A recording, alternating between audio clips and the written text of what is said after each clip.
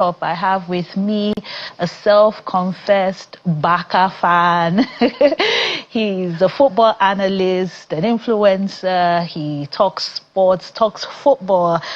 He is OB Kevin Undukabo. You know him as Ultimate Combo. Welcome to Rubbing Minds. Yeah, thank you. Thank you so much. It's so nice to be here. Yes. Yeah, Man City, right? I forgot to put that part there. How market? Manchester City, that's my club in the Premier League. That's the club I support because of Pep Guardiola. Okay. I'm a Barcelona fan. But how market now? You know, Manchester was red, so it was... Funny enough, I saw it coming. You saw it I saw it coming, and I knew that, you know, this season Manchester City was not going to win Premier League. I've been backing Arsenal to win Premier League. Yes, Arsenal. I know my producer is watching. He's not Manchester United. Okay, he's an Arsenal. Yes, he is. But today is all about the Super Eagles and AFCON. Going into this competition, did you think the Super Eagles will soar? And in your opinion, did they soar? Sincerely, you know, based on how we played during the World Cup qualifiers and how we missed out during the World Cup, I expected less, quote unquote. But, you know, going into this competition and how we started the competition in the group stage, winning all 3 games, you know, scoring so many goals and, you know, performing the way we performed in the group stage. And I started to see belief and I started to feel like, yes, we can actually do it, you know, this year. But unfortunately, you know, we weren't able to win the gold medal, but we came back with the bronze medal, which is okay. Are you happy with that? Based on how we performed during the tournament, I think we did well. I think if we're going to judge the best team in this tournament, I think it was Nigeria. We were completely unbeaten. We didn't lose any matches, you know, from group stage till, you know, the 3rd place match in regulation time. I think the only match we lost was against Morocco, and it was in penalties. And there's no shame losing, you know, in penalties to a Moroccan team that's #1 in Africa. We scored 15 goals. We conceded only 4.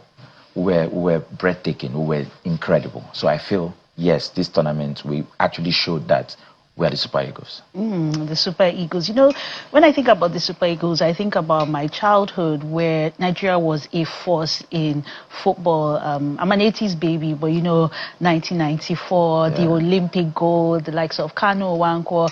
Do you ever see the Super Eagles coming back to being not just the giant of Africa in name, but the giant of Africa in football? Yes, I sincerely think it's possible with this crop of players, but the only problem is we are not giving these players what they need in terms of infrastructure. You know, so see what happened when we were in Morocco. We had players complaining about not getting bonuses, things like that. These are distractions that shouldn't be, you know, with a national team like Nigeria, with the kind of players we have. When you look at our crop of players right now, I call this the golden generation of, you know, Nigerian football. Osimhen, one of the best strikers in the world, not just in Africa. We have Lukman there. We have Iwobi, who has shown us that he's a superstar, you know, in this AFCON. We have one of the best defenders in the world right now, Kevin Bassey. So when you look at this team, you can clearly see that, yes, we have the potential to become the giants, you know, in terms of football, not just in Africa, but in the world. But, you know, I don't think that these boys are really getting the support that they need, you know, to, you know, follow through. And what would that support look like? What do you think this government should have done before going into AFCON? Because, I mean, when the boys start performing well, it's very easy for people to start making all these promises. You win the gold, we give you this, we give you that. But what needs to be put in place before they even go on the pitch? Yeah, so first things first, the structure from the NFF needs to be perfect. There should be a plan.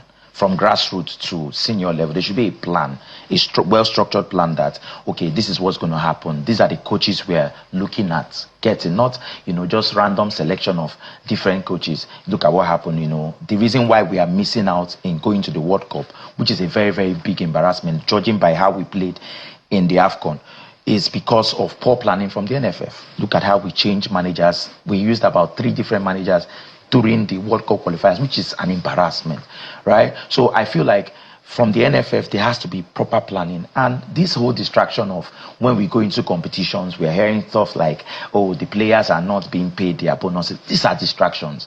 I feel like these distractions might have affected the players mentally going into the Morocco match.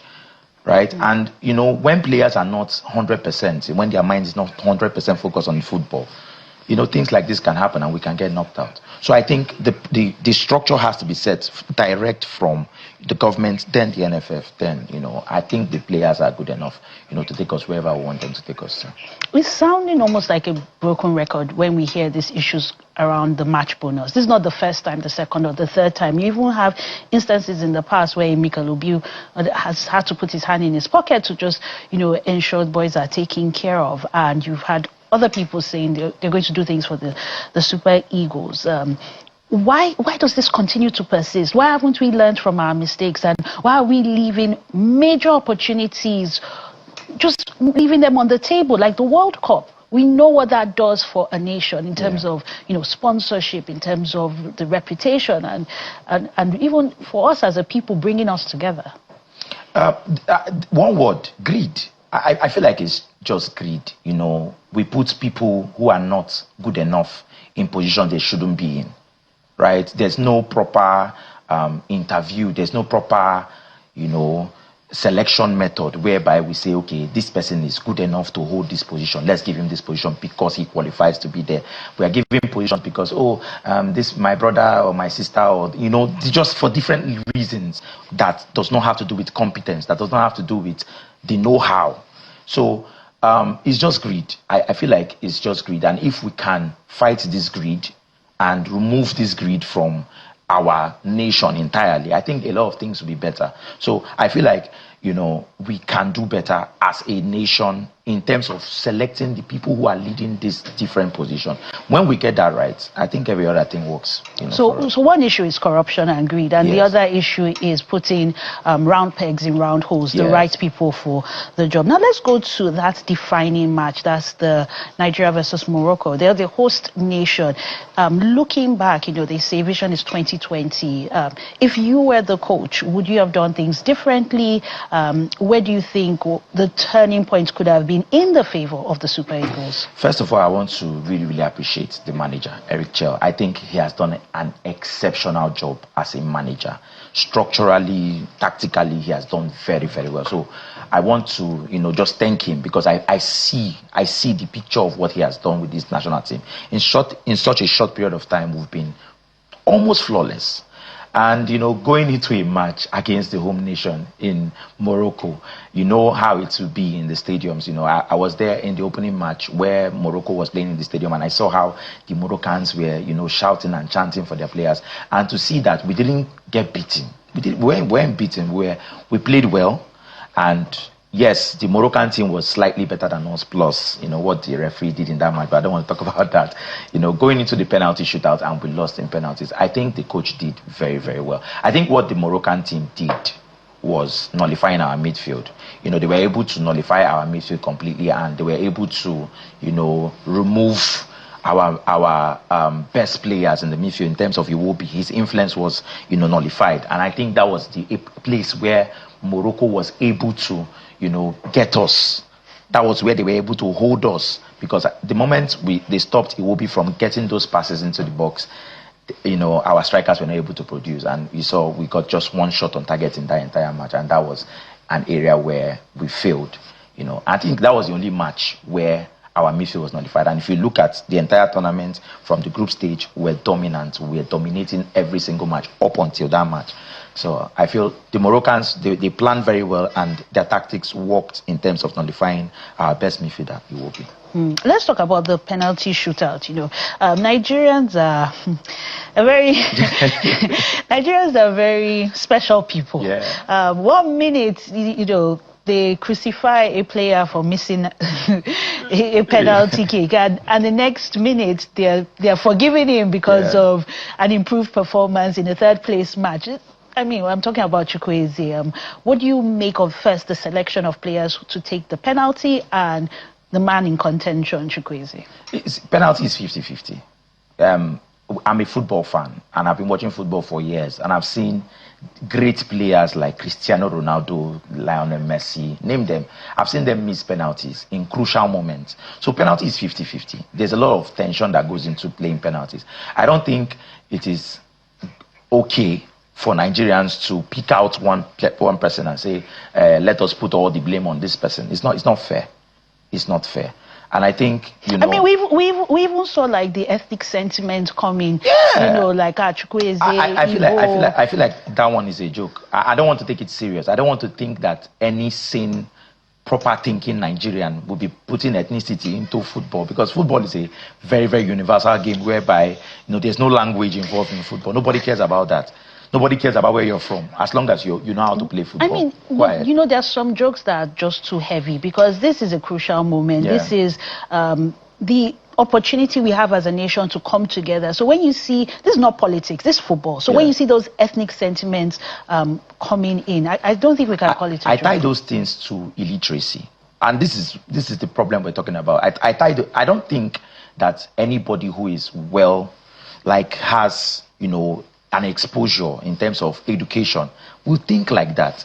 I tie those, when I see comments like that, you know, people tying football to ethnicity and things like, I just tie it to illiteracy. And this is one of the problems we have in this country. Everything has to be ethnic, religious, and political, and that is the reason why we are where we are as a country. And part of it is because of the level of illiteracy we have in this country. I think the government needs to put more attention into educating people, because I feel like if Nigerians were very educated, some of the problems we are facing right now won't be facing it. We're facing these problems because a lot of people, like a large majority of people in Nigeria, are not educated. And you see comments like, "Oh, Chukwueze is Igbo. Igbo people are the reason why, you know, we lost in the AFCON." Doesn't even make sense. I mean, the same Nigerians came back to praise Chukwueze in the third place match, and all sins are forgiven. Now, beyond AFCON, now, where do you see the Super Eagles and our Nigerian players? You know, they've distinguished themselves on the pitch. Do you see certain transfers happening, players getting signed? I'm looking at Calvin Bassey. I'm looking at Iwobi. These two players for me were exceptional in this, you know, AFCON. They raised their game to a different level. So I think, you know, Calvin Bassey, Iwobi, I'm hoping that come the next transfer window, maybe not January, the next transfer window, I'm hoping that these guys will be moving from Fulham to bigger clubs, because right now, if you ask me, top 5 defenders in the world right now, I will mention Calvin Bassey. Iwobi has shown his class in the midfield. He has shown what he can do as a midfielder. So in terms of these two players, I think, you know, transfers, I think they're going to move to bigger clubs. And you know, Nigerians love football. We follow the Premier League probably more than we follow the Nigerian Premier League. Yeah. We follow, you know, the Bundesliga, we follow Serie A, we follow the Spanish League. So what are your predictions across? I mean, you already said Arsenal is winning. So Otumba, Arsenal is winning. I don't know what is happening with Man U and Rashford and the rest, but okay, so my predictions for all the different leagues, if I'm going to predict, number one, the Premier League, Arsenal is going to win that one for sure. I don't think anybody's going to stop them. La Liga, 100% Barcelona is going to win. You know, that's my club. We're on top right now, and I 100% believe that we're going to win. Champions League. In the Champions League, that one is very, very difficult, but I still think Barcelona has a very, very strong chance. Arsenal also has a very, very strong chance of winning, you know, the Champions League. Paris Saint-Germain, the defending champions, they have a strong chance of winning the Champions League. In the Nigerian Premier League, you made mention of it. I think I need to talk about it. I feel like there's a lot that needs to happen for the Nigerian Premier League to gain recognition. And I think there's not enough investment in trying to push the Nigerian Premier League out there. People pay more attention to the Premier League, which is not proper. I see what is happening in the South African League, and I see how South Africans are so interested in that league. So we can replicate the same thing. Sadly, we're out of time, but I have to ask this final question. Okay. TikTok is asking, what do you have against Ronaldo? Cristiano Ronaldo, one of the greatest goal scorers in football, but I don't think he's the greatest footballer of all time. I do not think. There you have it. So, not the greatest. Great, but not exactly the greatest. But Lionel Messi is the greatest. Thank you, Obi, Kelvin, Uduka, Ultimate Combo. And we hope that, you know, one time we'll bring you back here and we're talking the Nigerian Premier League.